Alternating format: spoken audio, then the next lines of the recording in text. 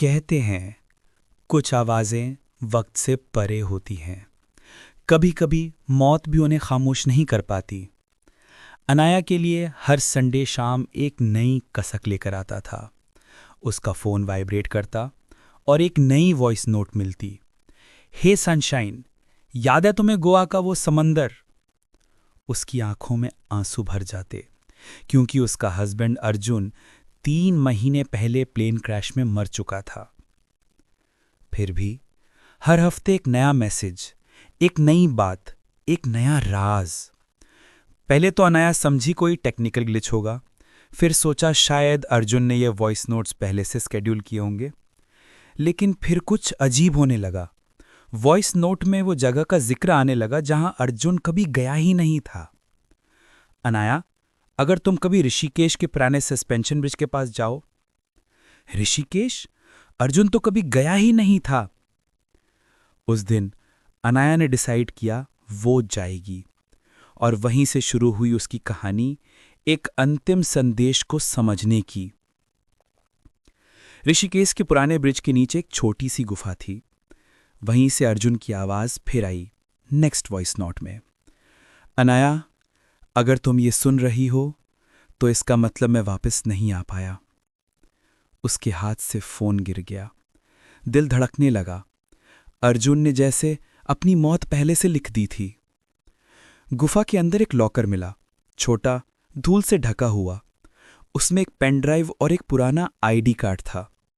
DRDO, project कलयुग। अनाया को कुछ समझ नहीं आया। एक साइंटिस्ट?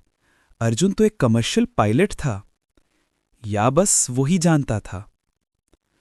अनाया ने दिल्ली लौटकर पेन ड्राइव चेक की और अंदर कुछ इनक्रिप्टेड फाइल्स थीं। एक फाइल प्ले होती है, अर्जुन की voice. If this reaches you, it means operation Kalyug has failed and I had to make the choice. उस रात अनाया को नींद नहीं आई। उसने अपने हस्बैंड को पहचाना ही नहीं था, या शायद कभी उसे समझा ही नहीं था। अगला मैसेज एक वार्निंग था। अनाया, अब तुम्हें कोई रोकने की कोशिश करेगा, किसी पे भरोसा मत करना। उसी दिन एक अननोन नंबर से कॉल आया। Mrs Arjun, please don't dig further. लेकिन अनाया अब रुकने वाली नहीं थी। उसने अर्जुन के पुराने फ्लाइंग रिकॉर्ड्स देखे और मिला एक सीक्रेट फ्लाइट पाथ काबुल से दिल्ली तक, जो ऑफिशियल रिकॉर्ड्स में था ही नहीं। वहां से पता चला अर्जुन ने कोवर्ट मिशन पर था, इंडियन इंटेलिजेंस के लिए। वो प्लेन क्रैश एक्सीडेंट नहीं था, एक डेलिब्रेट एक्ट था to stop a biological attack on India.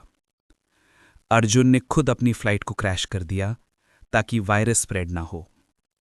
जब अनाया ने यह सच सुना, उसकी रूह तक हिल गई। वो आदमी जिसे वो सिर्फ अपना हस्बैंड समझती थी, एक अनसंग हीरो निकला। आखिरी वॉइस नोट आया। अनाया, अगर तुम ये सुन रही हो तो मेरा मिशन खत्म हो चुका है। मैं जानता हूं तुम रोते हो ये मैसेज सुन रही होगी, पर याद रखना, मैंने मौत नहीं, जिम्मेदारी चुनी थी।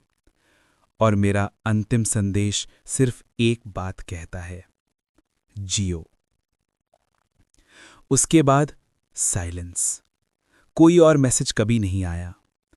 अनाया ने फोन को अपने से सीने से लगाया और पहली बार मुस्कुराई। आंसू रुक गए, क्योंकि अब वो समझ गई थी अर्जुन गया नहीं, वो हर मैसेज, हर याद, हर सांस में जिंदा था।